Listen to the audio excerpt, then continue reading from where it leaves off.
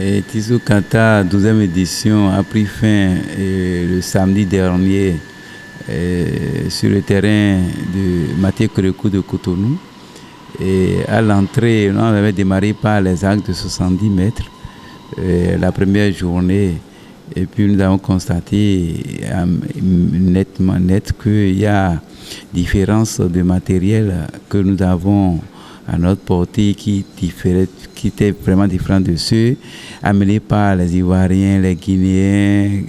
À leur entrée au stade, quand on voit leurs valises, on sait que vraiment ils se sont préparés.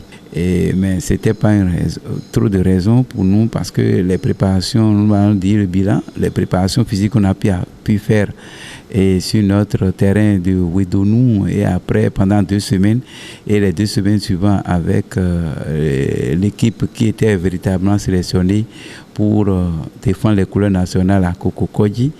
Les entraînements ont donné leurs fruits parce que, au moins au niveau des 60 mètres, les dames, et hommes et dames, ce n'est pas seulement les Ivoiriens qui ont récolté les médailles. Il y a les filles qui se sont battues et qui ont donné le meilleur d'eux-mêmes. Mais nous le constatons que s'ils avaient véritablement aussi de matériel sophistiqué comme chez les Ivoiriens et les Guinéens, et les Ivoiriens n'allaient pas prendre autant de médailles d'or qu'ils ont eu.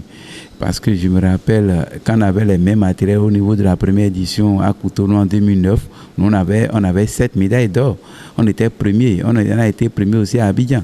Mais avant de venir pour cette 12e édition, ils se sont véritablement préparés au niveau du matériel.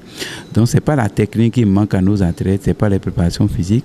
Et moi, je pense qu'il va falloir revoir les choses à l'avenir.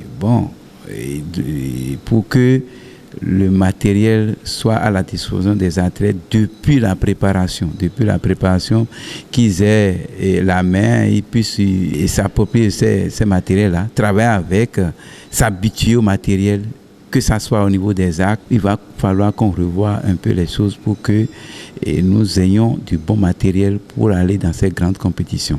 Je dis, l'enfant qui a son matériel, il est libre pendant 2 heures. Dans une journée, il peut aller s'entraîner, il peut prendre 1h30 dedans, aller s'entraîner par jour.